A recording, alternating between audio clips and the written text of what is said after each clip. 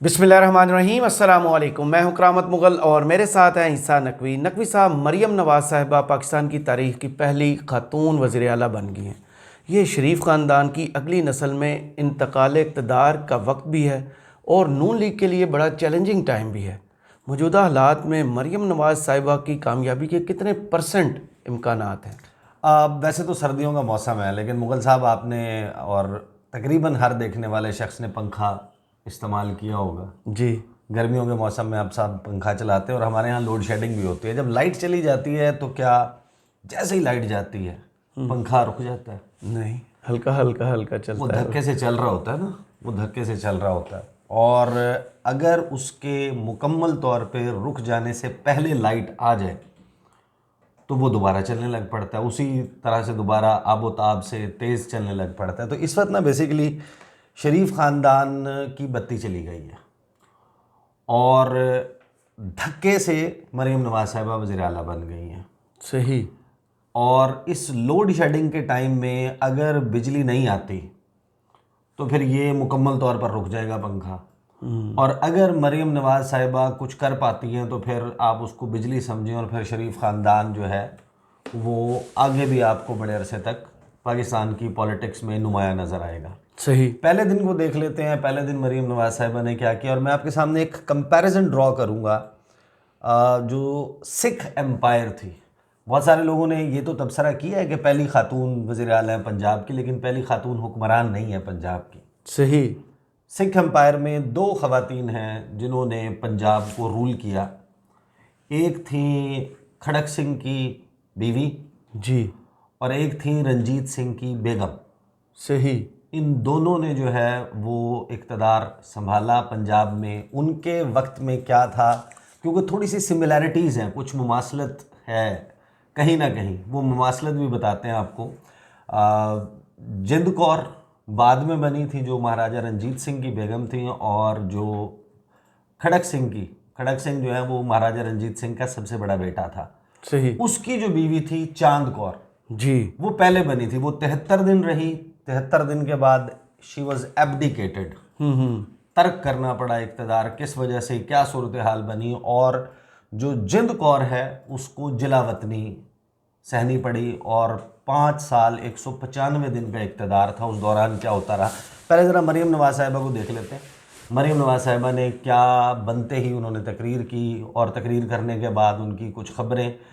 लेकिन एक मैं आपको बात बता दूं कि मरियम नवाज़ साहिबा देखें, उनकी जो एक्टिविटी भी है ना उसको आप देखेंगे और उससे पहले की ज़रा एक्टिविटी को ट्रेस करें। अपने जहन में ये ज़रूर रखें कि मरियम नवाज़ साहिबा जो तकरीर कर रही थी वो अदा कर रही थी अल्फाज। जी। अल्फाज यकीनन उनके नहीं थे, और जो गुफ्तगू वो कर रही थी, जो आगे जाके आपने देखा होता हुआ, ये सारी री एनेक्टमेंट है। आपने देखा है वो कभी हम टेलीविज़न चैनल्स के ऊपर तमसील खास तौर पे जो क्राइम की स्टोरीज होती हैं उनकी री एनेक्टमेंट का एक वक्त आया था, बहुत ज़्यादा शुरू हो गई थी। प्रोग्राम आता था शब्बीर तो देखेगा, दूसरा जिसमें एक एक्ट हुआ होता था तो उसको परफॉर्म करके दिखाते थे। जी। लोगों का इंटरेस्ट डेवलप करने के लिए, लोगों को पता चले। जी। तो मरियम नवाज़ साहिबा ने री एनेक्टमेंट बहुत की है अब तक। आपने उनको देखा होगा कि वो हलीमा सुल्तान का एक लिबास मशहूर हुआ जी बी के इलेक्शंस में। हाँ, तो गिलगित बल्तिस्तान के इलेक्शंस में मरियम नवाज़ साहिबा का उसी किस्म का ड्रेस बनाया गया।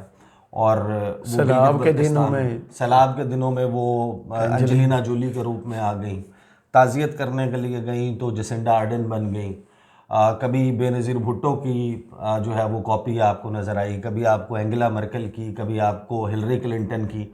मदर टेरेसा के अलावा तकरीबन तमाम जो मशहूर दुनिया की ख़वातीन हुक्मरान या बड़ी पोजीशंस पर रहने वाली ख़वातीन हैं, उनकी आपको कॉपी करती हुई वो नज़र आती है। आजकल भी उनके वो हाथ बांधने के स्टाइल पर काफ़ी तबसरे हो रहे हैं। हाँ, वो हाथ बांधने वाला, वो इंडिया वाला स्टाइल है। वो आपको याद होगा कि ये फर्स्ट टाइम उन्होंने किया था, ये उन्होंने किया था शादरा वाले सानहे में। हाँ, गली वाले, ये वहाँ पर गली वाले जलसे में किया था। और हमने उस वक्त पॉइंट आउट भी किया था कि मरियम नवाज़ साहिबा एक वीडियो की थी बाकायदा, जी जी जी जी, उन्होंने जो एक स्टाइल वहाँ पर हाथ ऐसे हाथ जोड़ने वाला स्टाइल बनाया था ना, तो मरियम नवाज़ साहिबा इसको बहुत ज़्यादा रिपीट करने लग गई हैं। वो गिलास भी उनका बहरहाल अब घुटनों को हाथ लगाना भी उनके वो। हाँ, तो मरियम नवाज साहिबा ने देखें, मरियम नवाज साहिबा ने कहा क्या और दो या तीन मेन एक्टिविटीज़ क्या की, वो ज़रा पहले देख लेते हैं। और फिर देखें, रंजीत सिंह ने जो हुक्मरानी की कंट्रोवर्शियल पीरियड है, उसके पीरियड के बारे में रंजीत सिंह के हवाले से बहुत सारे लोगों ने, यानी कि जालिम था हुक्मरान, वो ऐसा था, वो वैसा था। लेकिन एक बात जहन में रखिएगा कि वो जो सिख एम्पायर थी लगभग 50 साल की, जी, एक ऐसी जगह पर जहाँ पर मुसलमानों की आबादी लगभग 70 से 72%, हिंदू पॉपुलेशन लगभग 24% और सिख जो हैं वो महज 6% थे, सही, 6 या 7। तो अगर उस शख्स ने 50 साल का वक्त, उस जाहिर है कि उसका अपना पीरियड तो तकरीबन 38 साल का था ना, जो बाकी का वक्त है आप समझ लें कि 11-12 साल का, ये मिलाकर अगर इतना वक्त सिख एम्पायर ने सरवाइव किया है, एक सल्तनत बनी और उसने सरवाइव किया, तो कुछ ना कुछ ऐसा दरमियान में था कि जिसकी वजह से वो पावर को यानी कि पावर में रहे, इक़्तिदार में रहे। तो यहाँ पर भी कुछ ना कुछ चीज़ें हैं, लेकिन अब चैलेंजेस मुख्तलिफ हैं। एक बात ध्यान में रखिएगा, जब सिख एम्पायर थी तो पूरी एम्पायर की टोटल आबादी, ये जो मैंने परसेंटेज बताई है, वो तकरीबन 49-50 लाख थी, आधा करोड़ जी। और अब जिस पंजाब की हुक्मरान मरियम नवाज साहिबा बनी है, ये 12.5-13 करोड़ आबादी का सूबा है। और इसके मसाइल, यहाँ की फॉल्ट लाइन्स और इस वक्त के चैलेंजेस, ये उस वक्त के मुकाबले में बहुत ज़्यादा है। तो मरियम नवाज साहिबा आई हैं, आने के बाद जो चीज़ें स्टार्ट हुई हैं उसकी बुनियाद के ऊपर आप जज कर सकते हैं कि 73 दिन वाली सबसे कम हुक्मरान थी और 5 साल 195 दिन वाली ज़्यादा। तो मरियम नवाज साहिबा जो है वो कहाँ पर और किस तरीके से फॉल करेंगी। मरियम नवाज साहिबा ने पंजाब में, एक तो वो जब बनी हैं तो उन्होंने, मैं ये मेरे सामने खबरें खुली हुई हैं, पहले मैं आपको बता देता हूँ कि उन्होंने किया क्या है। इन्होंने हेल्थ कार्ड बहाल करने और एयर एम्बुलेंस सर्विस शुरू करने का ऐलान किया। इन्होंने कहा कि मेरे दिल में किसी के लिए इंतकाम की ख्वाहिश नहीं है, जिन लोगों ने वोट दिया उनकी भी वज़ीर आला हूँ, सबके साथ मिलकर काम करना चाहती हूँ। देखें, मरियम नवाज साहिबा ने ये जो गुफ्तगू की है ना कि मेरे दिल में किसी से इंतकाम की ख्वाहिश नहीं है, ये बार बार उन्हें क्यों करनी पड़ रही है? क्योंकि उनके बारे में सबसे ज़्यादा सॉलिड, ठोस तासुर आम है, वो ये है कि ये खातून जो हैं ये मुंतकिम मिजाज है। जी बिल्कुल, इनके अंदर जो है वो इंतकाम का जज्बा बहुत है। ये खुश होती हैं इस बात से, प्लीज़ होती हैं, ये चाहती हैं कि माजी में इनके जहन में ये है कि अगर हमारे साथ ये हुआ था तो हमने इसका बदला इससे कई गुना ज़्यादा लेना है। ये आपने देखा नहीं कि नून लीग का जो टोटल बयानिया है, जो इसके हवाले से ये बहुत ज़्यादा वो भी करते हैं, वो क्या कहते हैं कि दरवाज़ा टूटा था, जी मिसाल देते हैं ना जी, कि दरवाज़ा टूटा था, गिरफ्तार हुए थे तो इनकी भी इतनी गिरफ्तारियां होंगी अपने पॉलिटिकल ओपोनेंट्स के हवाले ज़मान से। पार का दरवाज़ा तोड़ा, परवेज़ लाई के घर का हाँ, तो दरवाज़ा तोड़ा। उसके जवाब में दलील ना सिर्फ ये कि मरीम नवाज की जमात के लोग, बल्कि उनको उनके जो हामी हैं या उनको बेहतर समझने वाले सहाफ़ी हैं, उन्होंने भी जस्टिफिकेशन ये दी थी कि अगर ये टूट रहे हैं तो वो भी तो याद करें ना कि एक दरवाज़ा कराची में भी टूटा था। तो वो उनको बार बार ये जो कहना पड़ रहा है ना, ये आपको याद होगा सलीम साफ़ी का इंटरव्यू, ये तो बाद में सबको पता चला ना सवाल कहाँ से आए थे कि ये इंटरव्यू किस तरह फिक्स्ड मैचेस थे जब उनकी प्रोफाइलिंग हो रही थी। तो मरियम नवाज साहिबा जो हैं उनके बारे में जो सबसे स्ट्रॉन्ग तासुर है वो ये है कि वो विंडिक्टिव है और इंतकाम लेने पे यकीन रखती हैं और भरपूर तरीके से इंतकाम। आज भी जब वो असम्बली में तकरीर कर रही थी तो सनम जावेद खान साहिबा और आलिया हमज़ा को 14 रोज़ा जिस्मानी रिमांड पर शादमान थाला जलाने वाले केस में किया हाँ गया। लेकिन देखें अभी तो आपने देखा होगा, एक आपका एक्ट होता है इक़्तिदार में आने से पहले जी, और एक होता है आने के बाद। एब्सोल्युटली। तो अभी तो पहला दिन है, तो अभी तो देखना है कि ये जो इनका तासुर है उस तासुर को ये ज़ाहिल कर पाएंगी या नहीं कर पाएंगी। बहरहाल मरियम ने कहा कि जिन लोगों ने वोट दिया उनकी भी वज़ीर आला हूँ, जिन्होंने नहीं दिया उनकी भी वज़ीर आला हूँ, सबके साथ मिलकर काम करना चाहती हूँ। पहले खिताब में उन्होंने कहा कि नवाज शरीफ, शहबाज शरीफ, पार्टी की क़यादत, कारकुन और वोट देने वाली तमाम जमातों का शुक्रिया अदा करती हूँ।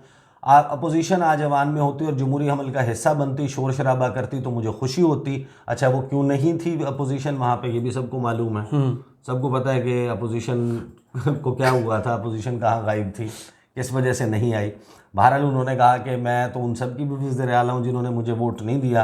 अपोजिशन से कहती हूँ कि मेरे दरवाजे उनके लिए भी खुले रहेंगे क्योंकि मैं उनकी भी वज़ीर आला हूँ। मैं मुस्लिम लीग नून की नहीं, पंजाब के 12.5 करोड़ आवाम की वज़ीर आला हूँ। साथ ही उन्होंने कहा कि जिन इम्तहानात से यहाँ गुजर कर पहुँची हूँ उसका कोई नेबुल बदल नहीं है। ज़ाहिर है ये भी एक बड़ा इम्तहान था। महर शराफत अली फॉर्म 45 लेके फिर रहा है जिसमें वो जीता हुआ है, और आप फॉर्म 47 के ऊपर जीत के एक नहीं, पीटीए ने 100 बंदे को बुलाया था मैरियट में।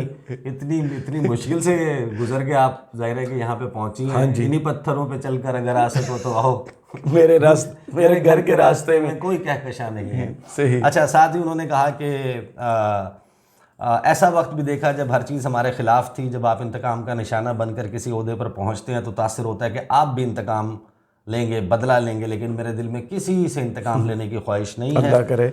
जुल्म और इंतकाम का निशाना बनाने वालों की शुक्रगुजार हूँ, सबके साथ मिलकर काम करना चाहती हूँ।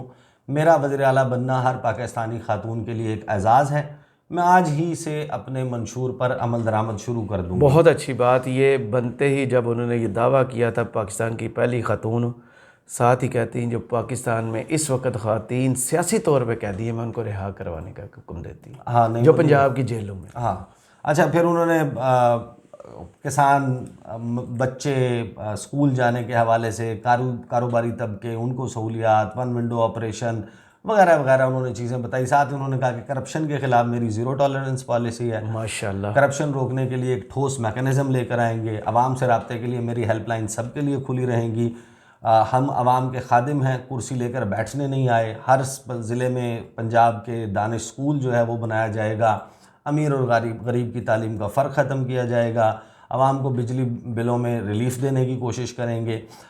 इस हेल्थ कार्ड, एयर एम्बुलेंस, अच्छा, बाइक्स, ज़्यादातर जिन मसाइल की उन्होंने निशानदही की है कि हम इनको ठीक करेंगे, वो मसाइल इनके जो इनसे ऊपर वाली नस्ल है उस पीढ़ी के दौरान पाकिस्तान में पैदा हुए और कंट्रोल नहीं हो सके इनके अपने खानदान। वो भी यही मंजन बेचते रहे। हाँ, बहरहाल वो उनको मरियम नवाज साहिबा ने फिर कहा किया क्या जी। एक तो उन्होंने प्राइस कंट्रोल के लिए डिपार्टमेंट कायम करने का हुक्म दिया और थाने का दौरा भी किया। वो दौरा जो है वो जिसको अचानक दौरा जो है वो कहा जा रहा था, उसमें अचानक दौरे में कैमरे भी मौजूद थे, पोजीशंस भी थी। वो जो है जनाब अपना बड़ा कौन सा शॉट कहाँ से बनेगा, DSLR कैमरे जो हैं वो जूम इन जूम आउट भी कर रहे थे, पेपर्स की तरफ भी जा रहे थे, IG भी खड़े हुए थे और पूरी वो ब्रीफिंग भी हो रही थी। बहरहाल देखें, ये काम गुड स्टार्ट कि आप जाए। ये काम हर हुक्मरान जो है वो करता है। उसकी एक्टिविटीज़ पहले से कोरियोग्राफ्ड भी होती हैं, उसको PR टीम्स के ज़रिए स्प्रेड भी किया जाता है, उसकी फिल्मिंग भी की जाती है। लेकिन मरीम नवाज साहिबा जो है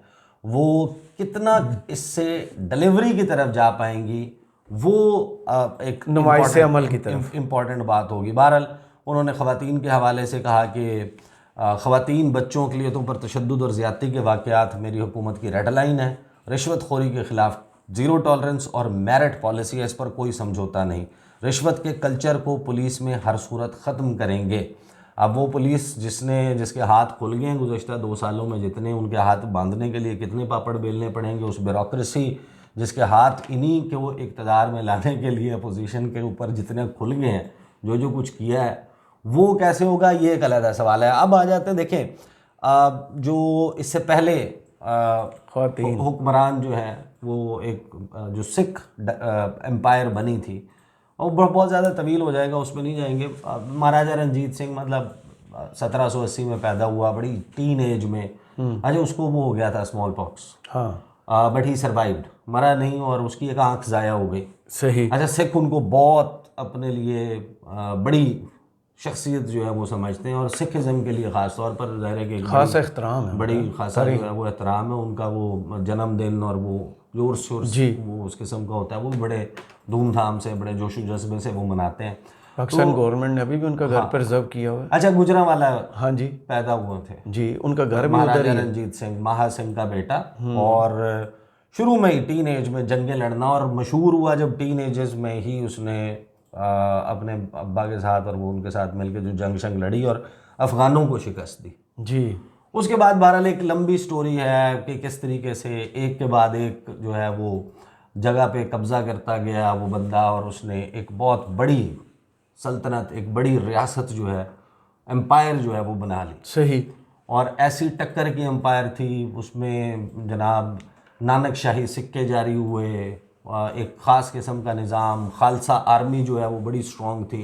उसमें फिर वो एक गोरखास का एलिमेंट है। वो पहले एक मरतबा जब इंडिया और चाइना की कॉन्फ्लिक्ट चल रही थी उस वक्त ये गोरखा रेजिमेंट और इनकी एक हिस्ट्री बता चुका हूँ, तो आई नॉट गो इनटू दैट। फिर बहुत इंटरेस्टिंग है। लेकिन है इंटरेस्टिंग, लेकिन ऑफ ट्रैक हो जाएगी, ऑफ ट्रैक हो जाएगी। तो महाराजा रंजीत सिंह ने देखें किस तरह टेक्निकली इतना जो आबादी में, अब क्योंकि देखें ये बनी तो सिख एम्पायर थी और इसमें तमाम वो जो बाबा गुरु नानक देव जो हैं उनके फॉलोअर्स और उनकी एम्पायर थी ना, तो मज़हब के नाम पे बनी थी। सही। जब मज़हब के नाम पे बनी थी तो उसमें जाहिर है कि बहुत सारी चीज़ें, सवालात आ जाते हैं। जब आप इतनी कलील तादाद में हो, माइनॉरिटी हो, तो आप किस तरीके से 7% होते हुए 50 साल हो इतनी मेजॉरिटी को आप कैसे रूल कर सकते हैं। उसमें फिर आप जब उसको ट्रैक करते हैं ना, उसमें बहुत सारी चीज़ें जो हैं वो एक सेकुलर अप्रोच नज़र आती है। उसमें यानी कि जो काशी विश्वनाथ का टेम्पल है उसके ऊपर लगा हुआ सोना भी महाराजा रंजीत सिंह ने लगवाया। जहाँ पर उसने अपने गुरुद्वारे वगैरह बनवाए, तो वहाँ पर वो मुसलमानों को भी बड़ी ख़ास लिफ्ट कराता था। और उसके मिनिस्टर्स में उसका होम मिनिस्टर, उसका फॉरेन मिनिस्टर, वो भी मुसलमान थे।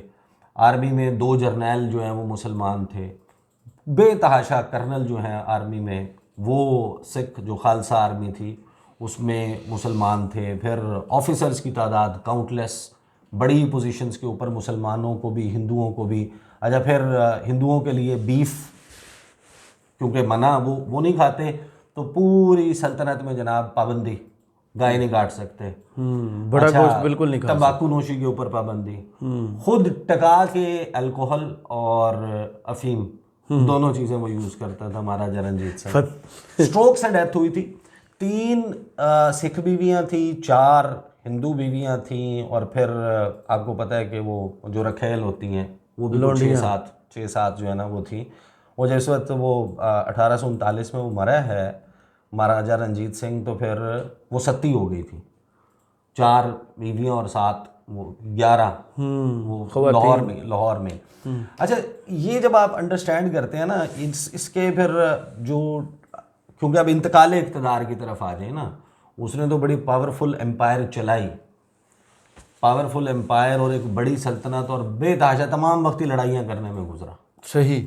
या नशे करने में या लड़ाइयाँ करने में, और इसी उसमें गुजरा। बड़ी बात है, नशा भी और लड़ाई भी। हाँ, उसके बाद इसका जो सबसे बड़ा बेटा था ना खड़क सिंह, वो बना, और बहुत ही कम वक्त के लिए, क्योंकि ध्यान सिंह इसका जो वज़ीर आज़म था ना खड़क सिंह का, वही खड़क सिंह जिसका बचपन से हम शेर सुनते आए हैं। खड़क सिंह के खड़कने से खड़कती हैं खिड़कियां, खिड़कियों के खड़कने से खड़कता है खड़क सिंह। वो खड़क सिंह ये भी टंग ट्विस्ट है। तो वो खड़क सिंह बना, और वो 103 दिन के लिए उसको वो सीसा और मरकरी जो है बतौर जहर उसको पिला दिया गया था, और 3-4 महीने तो वो बेड रिडन हो गया था। हालांकि उसकी एज कितनी थी, 1801 में या 2 में पैदा हुआ था, तो वो 39-40 साल का था। सही। And he died in that age. और वो यानी कि जब बेड रिडन हो गया तो उसका वज़ीर आज़म बेसिकली जो है ना, ये ब्रिटिश एम्पायर के साथ ध्यान सिंह जो है वो साज़बाज कर रहा था, कोई सल्तनती को पूरी की पूरी बेचने के लिए पूरी वो कुछ आने पर वो उसके साथ जो है ना वो डील करके पैसों के एवज वो सारा 2-3 लोग कॉन्स्पायर कर रहे थे, एक आधा को मार भी दिया था उनमें से। हिंदुस्तान की मिट्टी कुछ ऐसी है। हाँ, तो वो जो है ना अपना जिस वक्त ये मरा है खड़क सिंह का बेटा 20 साल का था, वो नौनिहाल सिंह। अच्छा। एक ही बेटा था उसका। सही। नौनिहाल सिंह बन गया नेक्स्ट जो एम्परर है, महाराजा नौनिहाल सिंह। महाराजा नौनिहाल सिंह जो है वो खड़क सिंह की लास्ट जो रिचुअल्स होते हैं वो करने के लिए गया, वापस आ रहा था। तो जब वापस आया तो उसके ऊपर जो गेट से एक पत्थर गिरा, 3 लोग थे, एक मौके पे मर गया हजूरी बाग में। हाँ, और नौनिहाल सिंह जो है वो ठीक ठाक था, लेकिन बाद उसको फिर भी जब ज़बरदस्ती की ना कि जनाब इसको ले जाएं, स्ट्रेचर के ऊपर ले गए, खैमे में रखा। जब उसको शाही तबीब देखने के लिए आया तो उसका सर खुला हुआ था, हालांकि वो खुद चलने के काबिल था। उसका सर खुला हुआ था और भेजा उसका बिखरा हुआ था। जो उसको लाने वाले 5 सिपाही थे उनका पता ही नहीं चला, एक गायब हो गया, 2 छुट्टियों पे चले गए, वापस कभी नहीं आए, 2 का और भी नहीं पता चला कि वो किधर गए। बहरहाल उसके ऊपर भी बड़ी जो है वो स्टोरीज हैं। जब देखें सल्तनतों का शिराजा बिखरता है ना, तो फिर उसको इकट्ठा रखने के लिए बहुत जो राजनीति का सिंहासन है ना, उसके ऊपर बड़ी बड़ी चालें चली जाती हैं। सही। और ये वो वक्त था कि जिस वक्त क्योंकि बड़ा बेटा और बेटों में चलती थी, उस तरीके से चलती थी, तो अब लड़ाई शुरू हुई क्योंकि उसकी बीवियां भी और बहुत थीं और बच्चे भी और बहुत थे। सही। नौनिहाल सिंह के यानी कि महाराजा रंजीत सिंह, उसका बेटा मर गया खड़क सिंह, उसको जहर दे दिया गया। उससे छोटा बेटा जो है, उसका बेटा नौनिहाल सिंह, वो भी असैसिनेट हो गया। यहाँ पर खड़क सिंह की जो बीवी थी ना, वो बनी फिर पहली मर्तबा चांद कौर, महारानी चांद कौर बनी 73 दिन के लिए। 73 डेज उसका इक़्तिदार रहा। बड़ी पापड़ बेले, बड़ी कोशिश की कि किसी तरीके से इक़्तिदार जो है उस पर कायम रहा जा सके। और उसका जो बेसिकली था ना, जिससे वो पावर सीक कर रही थी, डिराइव कर रही थी, कि जो बेटा था नौनिहाल सिंह, अकलौता बेटा, उसकी बीवी प्रेग्नेंट थी। और उसने कहा था कि इसका जो होना है ना बेटा, उसकी वजह से मैं जो है वो को चेयरमैन होंगी। जिस तरह आसिफ अली जरदारी साहब को चेयरमैन है ना, बिलावल चेयरमैन है, तो को चेयरमैन तो का हिस्ट्री से है। हाँ, तो को चेयरमैन समझ लेना आप उन्हें, कि वो उसके बिहाफ के ऊपर जो है वो हुक्मरानी के, जब तक वो पैदा नहीं होता और फिर बड़ा नहीं होता। And he was born dead. अच्छा। वो मुर्दा बच्चा पैदा हुआ था वो लड़का ही, लेकिन वो मुर्दा पैदा हुआ। तो जो इसकी महाराजा रंजीत सिंह की छोटी बीवी थी, इससे बड़ी वाले से छोटी बीवी थी, उसके फिर जो पलोठी के थे वो ट्विंस थे। अच्छा। तारा सिंह और शेर सिंह। शेर सिंह बड़ा था। शेर सिंह का कहते हैं कि उसने भी एक साजबाज की हुई थी और शायद असैसिनेशन में ध्यान सिंह को का ध्यान था। ध्यान सिंह को जो वज़ीर आज़म था उसको मिला के इसने शेर सिंह ने किया था। बहरहाल शेर सिंह आ गया and she had to be abdicated, तर्क करना पड़ा इक़्तिदार।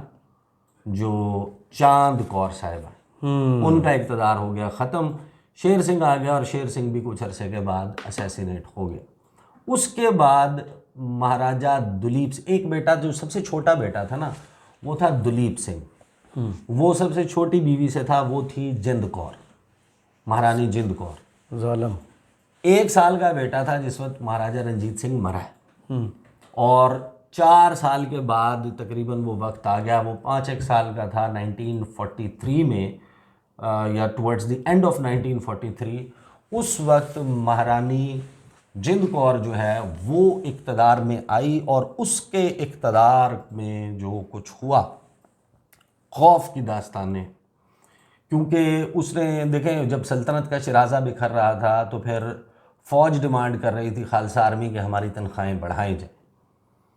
जो सूबे थे, जो उसके बाद आगे की जो स्टेट्स थी, वो ब्याज यानी कि टैक्स, उसमें रियायतें मांग रहे थे।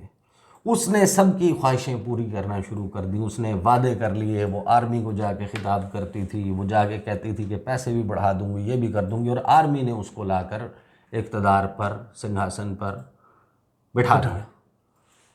और उस खातून के दौर में जो इवन ब्रिटिश एम्पायर के बारे में जो ब्रिटिशर्स यहाँ पर थे, उनका कहा जाता है कि वो भी कांपते थे, खौफ खाते थे उस खातून और उस खातून के फैसलों से। सही। क्योंकि और फिर वो ये भी कहते थे, उसके बारे में बहुत सारी, खूबसूरत भी बहुत थी, और उसकी कुछ आदात और कुछ चीज़ें ऐसी थी जिनको शायद अभी एक्सप्लेन भी नहीं किया जा सकता।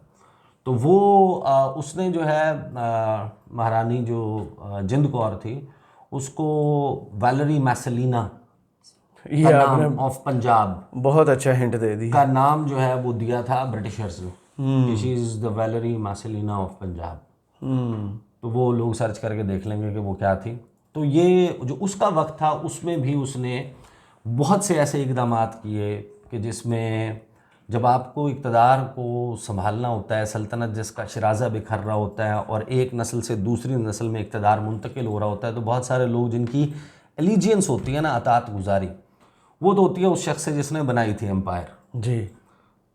और उसके बाद नीचे क्लेम करने वाले जब बढ़ जाते हैं तो कोई इंटरेस्ट ग्रुप किसी के साथ हो जाता है, कोई किसी के साथ हो जाता है, कोई किसी के, and that is the time जब अगर आपके पास एक आर्ट है हुक्मरानी का, लीडरशिप स्किल है तो आप कर सकते हैं, लेकिन उसको भी कायम रखने के लिए फिर आपको मुखालफिन को उठवाना पड़ता है, मरवाना पड़ता है, कुचलना पड़ता है, मसलना पड़ता है, साजिशें, साजिश के अंदर साजिश, ये सारा कुछ चल रहा होता है। तो मरीम नवाज साहिबा एक ऐसे वक्त में वज़ीर आला पंजाब भी बनी हैं और शरीफ ख़ानदान की सियासत की वारिस भी बनी है, जिस वक्त उनके लिए बड़ा चैलेंजिंग टाइम है। इमरान ख़ान की पॉपुलैरिटी, पाकिस्तान तहरीक इंसाफ, जो यंगस्टर्स हैं, जो नौजवान वोटर है, वो शरीफ ख़ानदान से मुतनफ़िर नज़र आता है और उनको अपनी तरफ माइल करने के लिए, यही समझ लेंगे आप अक़लियत में जिस तरह 6% 7% के ऊपर महाराजा रंजीत सिंह और उसके फेथ को फॉलो करने वाले थे और दे हैड टू अपना, जब उन्होंने रूल किया तो उसके लिए कुछ आर्ट था ना, यहाँ भी आर्ट है ना, 220 वोट ले लिए। लोगों को आपने कहाँ कहाँ किस किस पोजीशन के ऊपर रखना है, फिर आप जुल्म करके, आप सिर्फ जबर के ज़रिए ये नहीं कर सकते। आपने अगर हुक्मरानी करनी है तो फिर उसको करने के लिए फिर और बहुत कुछ करना पड़ता है। तो मरीम नवाज साहिबा का आगाज़ है, पहला दिन है, गुजरा है, ज़ाहिर है कि जब लोग देखेंगे तो दूसरा दिन शुरू हो चुका होगा। तो ये in the times to come आपको अंदाज़ा हो जाएगा कि ये जो टास्क है, इसमें फ़र्क ये है कि शरीफ ख़ानदान के इक़्तिदार को वरासत के तौर पर अगली पीढ़ी में मुंतकिल करने वाले, यहाँ भी तो 40 साल गुजर गया ना। नहीं, वो अभी मौजूद है जी, वो अभी मौजूद हैं और अपनी मौजूदगी में वो ये सब कुछ करवा रहे हैं, वो इसको सुपरवाइज कर रहे हैं। वो किस हद तक सुपरवाइज कर पाते हैं और जिसको सुपरवाइज किया जा रहा है वो उसको कितने अच्छे से ऑब्जर्व करके इम्प्लीमेंट कर सकते हैं। तो that is a tricky question जो आने वाले दिनों में आपको पता चलेगा। सही, बहुत शुक्रिया ईसा नकवी आपके तजिए का। कमेंट्स बॉक्स में ज़रूर बताइएगा ये वीडियो आपको कैसी लगी। इजाज़त दीजिए, अल्लाह हाफिज़।